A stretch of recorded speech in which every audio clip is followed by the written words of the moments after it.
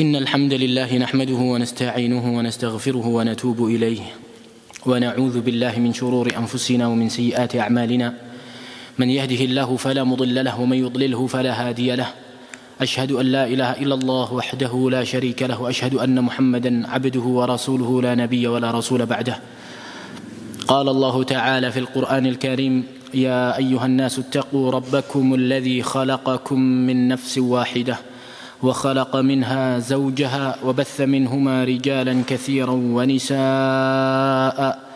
واتقوا الله الذي تساءلون به والأرحام إن الله كان عليكم رقيبا وقال أيضا في سورة الأحزاب يا أيها الذين آمنوا اتقوا الله وقولوا قولا سديدا يصلح لكم أعمالكم ويغفر لكم ذنوبكم ومن يطع الله ورسوله فقد فاز فوزا عظيما فإن أصدق الحديث كتاب الله وخير الهدى هدى المصطفى صلى الله عليه وسلم وشر الأمور محدثاتها فإن كل محدثة بدعة وكل بدعة ضلالة. Ikhwani fi din, a'azani Allah wa iyyakum. Tidak lupa, tidak bosan terus bersyukur kita kepada Allah Subhanahu wa taala atas segala nikmat yang telah Allah limpahkan kepada kita. Yang nikmat tersebut sangatlah banyak. Yang dengan nikmat-nikmat tersebut juga yang tentunya dengan rahmat dan taufik dari Allah Subhanahu wa taala masih saja Allah Subhanahu wa taala memberikan kita kesempatan untuk bisa terus menimba ilmu untuk menjadi seorang muslim yang lebih baik, menggapai keselamatan di dunia dan di akhirat. Akhwani fid din, a'azani Allah wa iyyakum. Termasuk kesempurnaan Islam adalah dijelaskannya segala sesuatu yang dibutuhkan oleh semua hamba. Sekali lagi, termasuk kesempurnaan Islam adalah dijelaskannya segala sesuatu yang dibutuhkan oleh setiap hamba.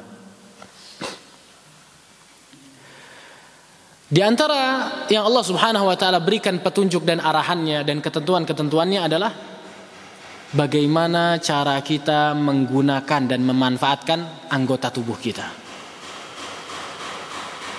Maka Allah Subhanahu wa taala dan Rasul sallallahu alaihi wasallam menjelaskan bagaimana kita memanfaatkan anggota tubuh yang Allah Subhanahu wa taala telah berikan kepada kita.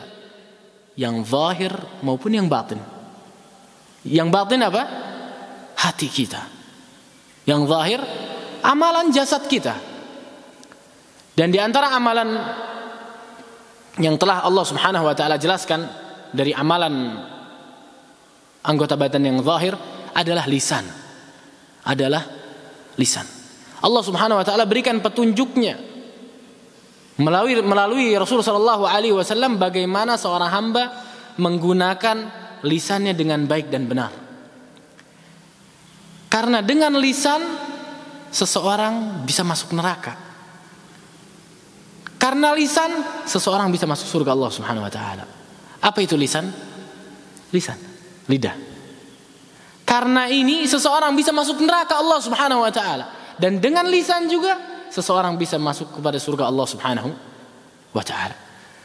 Hal ini sebagaimana disabdakan oleh Rasul sallallahu alaihi wasallam dalam hadis yang sahih yang diriwayatkan oleh Imam Al-Bukhari rahimahullahu taala dari jalan Abu Hurairah. Apa kata Rasul sallallahu alaihi wasallam? Innal 'abda la yatakallamu bi kalimah min ridwanillah la yulqi laha balan. Kata Rasul sallallahu alaihi wasallam, seorang hamba dia mengatakan satu kalimat yang ternyata dengan kalimat tersebut Allah ridha sama dia.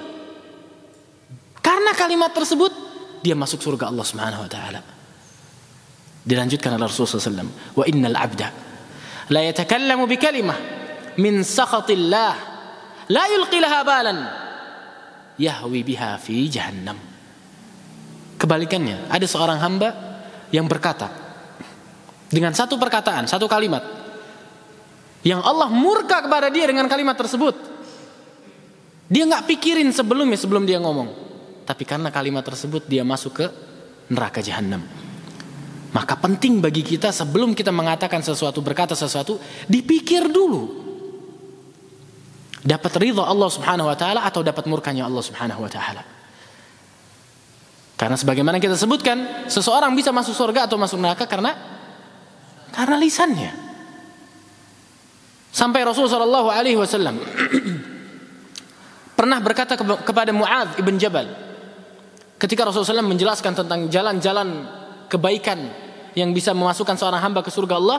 Di akhir hadisnya Rasulullah SAW bilang ke Mu'adz, "Ya Mu'adz, ingin aku berikan satu hal yang bisa mengumpulkan kebaikan itu semua?" Kata Mu'adz, "Iya ya Rasulullah." "Apa?"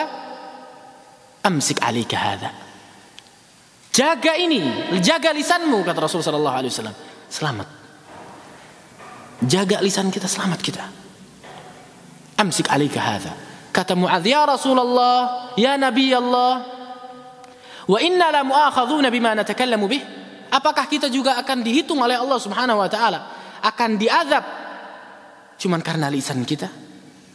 Kata Rasulullah apa? "Thaqilatka ummuka ya Mu'adz, wa hal yakubbu an-nasa fi an-nari wa hal yakubbu an-nasa fi an-nari ala manakhirihim illa hasaida alsinatihim." Kata Rasulullah sallallahu alaihi wasallam. Seorang itu masuk neraka bisa cuman gara-gara lisan dia, kata Rasulullah sallallahu alaihi wasallam. Maka penting bagi kita sekali lagi untuk apa? Untuk kita menjaga lisan kita. Karena lisan ini kayak peluru. Begitu keluar dari mulut susah ditangkapnya. Dia udah pergi jauh cepat, udah bunuh orang, udah sakitin orang, udah ada orang yang terzalimi gara-gara perkataan kita. Kita enak di rumah diam, tapi si orang yang dizalimi mengangkat tangannya mendoakan kita, orang yang telah menzalimi dia dengan kalimat-kalimat kita. Maka sekali lagi penting buat kita untuk apa? Pikir-pikir dulu sebelum kita ngomong. Dan termasuk perkataan-perkataan yang bisa membuat seorang hamba sampai ke surga Allah Subhanahu wa taala adalah zikir. Zikrullah, berzikir kepada Allah Subhanahu wa taala. Ini amalan lisan yang bisa membuat seorang hamba masuk ke surga. Dan ini adalah perkataan-perkataan zikir-zikir yang bisa mendatangkan keridhaan Allah Subhanahu wa taala kepada kita. Zikir kepada Allah Subhanahu wa taala. Maka hendaknya kita membasahi terus lisan kita dengan zikir kepada Allah Subhanahu wa taala. Dan termasuk rahmat Allah, Allah tidak menjadikan zikir amalan yang berat dilakukan. Ketika kita ingin berzikir enggak terus harus capek, keringetan, pegel-pegel badan semua, enggak. Zikir hanya dilakukan dengan apa? Dengan lisan.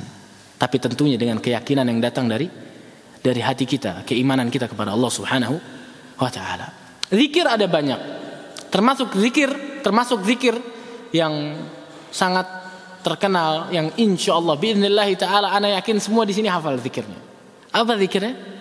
Bismillahirrahmanirrahim. Zikir paling gampang dan semuanya hafal insyaallah. Yang paling kecil pun hafal insyaallah. Dari depan ke belakang, dari belakang ke depan lagi. Naam. Bismillahirrahmanirrahim. Ini zikir salah satu zikir yang diajarkan oleh Rasul sallallahu alaihi wasallam dalam keseharian kita. Dan termasuk zikir yang sering dibaca oleh Rasul sallallahu alaihi wasallam. Maka bismillahirrahmanirrahim. Bi di sini, ba di sini dikatakan oleh para ulama, ba di sini ba lil isti'anah. Ba meminta pertolongan. Artinya dengan nama Allah aku meminta pertolongan. Dengan nama Allah aku meminta pertolongan. Dan ini satu hal yang selayaknya dilakukan oleh seorang muslim. Meminta pertolongan hanya kepada Allah Subhanahu wa taala. Dalam surat Al-Fatihah sering kita ulang-ulang, iyyaka na'budu wa iyyaka nasta'in. Hanya kepada Allah Subhanahu wa taala aku menyembah dan hanya kepada Allah Subhanahu wa taala aku meminta pertolongan. Ketika datang musibah kepada kita, jangan bingung. Kembali kepada Allah Subhanahu wa taala. Allah lihat kita. Allah tahu keadaan kita. Allah dengar omongan kita. Allah dengar doa kita. Allah ijabahi doa kita. Meminta pertolongan hanya kepada Allah Subhanahu wa taala. Begitulah para salaf. Hasan al-Basri ketika tidak mendapatkan garam di rumahnya, pertama kali yang dilakukan oleh Hasan al-Basri apa? Minta tolong sama Allah Subhanahu wa taala. Segitu kuatnya sandaran mereka para salaf kepada Allah Subhanahu wa taala. Bismillah, aku meminta pertolongan kepada Allah Subhanahu wa taala. Allah ini perkataan nama yang tidak pernah dinisbatkan kepada selain Allah Subhanahu wa taala. Enggak pernah ada selain Allah menamakan dirinya apa? Allah. Allah Subhanahu wa taala Rabb kita satu-satunya, tidak ada sekutu baginya. Allah Subhanahu wa taala maha satu dalam rububiyahnya. Allah subhanahu wa ta'ala maha satu dalam uluhiyahnya. Allah subhanahu wa ta'ala maha satu dalam asma wa sifatnya. Allah subhanahu wa ta'ala memiliki rububiyah yang sempurna, yang tidak dimiliki oleh selain Allah subhanahu wa ta'ala. Allah yang menciptakan kita, Allah yang menurunkan hujan, Allah yang memberikan kita rizki, Allah yang menghidupkan, Allah yang mematikan, Allah yang menjadikan matahari terbit dari timur, terbenam di barat. Semuanya kekuasaan Allah subhanahu wa ta'ala. Air yang naik ke awan, tadinya air asin, air laut, turun jadi air tawar. Jadi air tawar, dingin juga. Ini kekuasaan Allah subhanahu wa ta'ala. Makanya Allah subhanahu wa ta'ala pernah mengatakan di surat Luqman, kata Allah, "Hadza khalqullah." Inilah ciptaan Allah. "Fa'aruni madza khalaqal ladzina min dunih." Tunjukkan kepadaku mana ciptaan-ciptaan selain Allah subhanahu wa ta'ala. Nabi Ibrahim ketika mendebat Namrud tanya ke Nabi Ibrahim, "Tuhanmu yang kayak apa?" Kata Nabi Ibrahim, "Tuhanku yang menghidupkan dan mematikan." Kata Namrud, "Kalau gitu aku bisa mematikan dan menghidupkan." Dipanggil, dikeluarin 2 orang dari penjara, yang satu dibunuh, yang satu nggak dibunuh. Kata dia, "Aku mematikan dan aku menghidupkan." Nabi Ibrahim nggak terus capek-capek otot-ototan mendebat Namrud. Nabi Ibrahim cuma datang dengan pertanyaan selanjutnya. Apa kata Nabi Ibrahim? Allah mendatangkan matahari dari timur, menerbitkan dari timur, menenggelamkan di barat. Coba datengin dari barat, tenggelam di timur. Apa kata Allah? Fabuhital ladzi kafar. Orang kafir pun diam 1000 bahasa semuanya, nggak bisa jawab. Kenapa? Karena memang itulah kekhususan yang dimiliki hanya oleh Allah subhanahu wa ta'ala. Satu-satunya, tidak ada kesyirikan dalamnya. Makanya Allah subhanahu wa ta'ala maha satu dalam rububiyahnya. Dalam surat Al-Hajj, Allah menantang siapapun untuk menciptakan seekor lalat. Di surat Al-Hajj kata Allah, "Walau ijtama'u lah." Walaupun mereka berkumpul untuk melakukan hal tersebut. Dan tantangan tersebut berlangsung sampai sekarang. Bahkan berlangsung sampai hari kiamat. Nggak ada yang bisa. Kenapa? Karena menciptakan adalah salah satu kekhususan yang hanya dimiliki oleh Allah subhanahu wa ta'ala saja. Tidak dimiliki oleh selain Allah subhanahu wa ta'ala. Allah subhanahu wa ta'ala pun maha satu dalam uluhiyahnya. Ketika kita mengetahui Allah yang menciptakan, Allah yang memberikan rizki, Allah yang mengatur alam semesta ini semuanya, maka sudah sepatutnya kita mentauhidkan Allah subhanahu wa ta'ala, memberikan ibadah kita hanya kepada Allah. Makanya kata Allah apa? "Inna salati wa nusuki wa mahyaya wa mamati lillahi rabbil alamin la syarikalah." Sesungguhnya salatku, ibadahku, hidup, matiku hanya milik Allah subhanahu wa ta'ala. Ini yang harus kita pikirkan. Hidup kita sedikit, dan kita nggak tahu apa yang terjadi setelah yang sedikit ini. Kita nggak tahu kapan endingnya, terakhirnya gimana, kapan, kayak apa, di mana. Akhwani fid din, azani Allah wa iyyakum. Maka hendaknya kita terus ngejar akhirat. Dunia ini Allah subhanahu wa ta'ala kasih kita modal umur, Allah kasih kita modal kemampuan, Allah kasih kita modal otak, biar kita bisa mikir. Untuk apa? Untuk kita taat sama Allah subhanahu wa ta'ala, selamat di dunia dan di akhirat. Allah balas dunia yang sedikit ini, kalau kita baik, Allah balas dengan kehidupan yang abadi, dan kebaikannya sangat luar biasa. Allah subhanahu wa ta'ala janjikan di surga. Bismillahirrahman, maha pengasih. Rahman ini adalah salah satu sifat Allah subhanahu wa ta'ala yang mencakup segala sesuatu di langit dan di bumi. Allah subhanahu wa ta'ala maha kasih sayang, memiliki sifat kasih sayang kepada siapa? Kepada seluruh yang ada di alam semesta. Walaupun dia kafir. Makanya orang kafir di dunia masih bisa apa? Masih bisa senang-senang hidup segala macam. Ini mereka kecipratan sifat rahmatnya Allah subhanahu wa ta'ala. Karena sifat rahmannya Allah mencakup segala sesuatu. Maka segala sesuatu yang ada di langit dan di bumi mendapatkan kasih sayang dari Allah Subhanahu wa taala. Bismillahirrahmanirrahim. Ar-Rahim adalah sifat kasih sayang juga, tapi khusus untuk orang-orang yang beriman kepada Allah Subhanahu wa taala. Maka orang-orang yang beriman mendapatkan dua rahmat dari Allah Subhanahu wa taala. Yang salah satunya adalah rahmat khusus dari Allah Subhanahu wa taala, sifat rahim.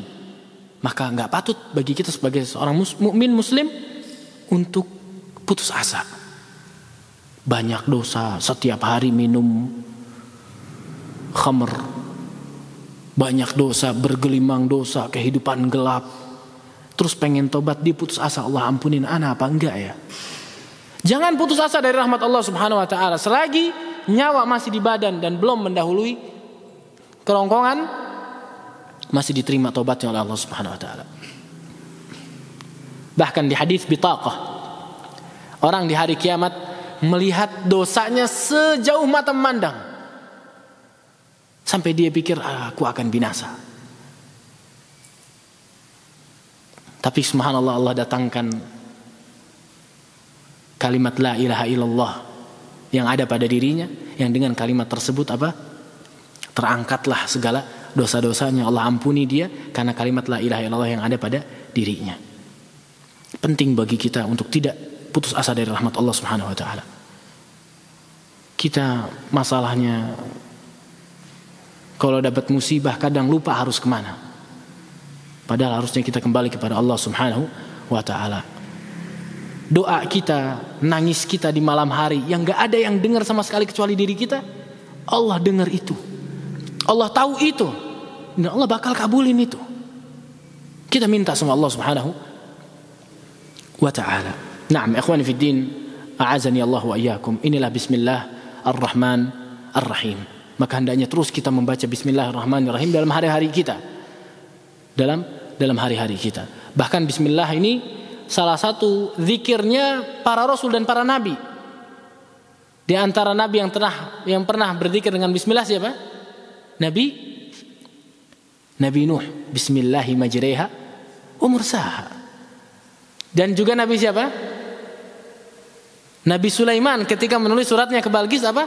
Innahu min Sulaiman wa innahu bismillahirrahmanirrahim. Dan juga Nabi kita Nabi Muhammad sallallahu alaihi wasallam mengajarkan kita untuk membaca terus bismillah.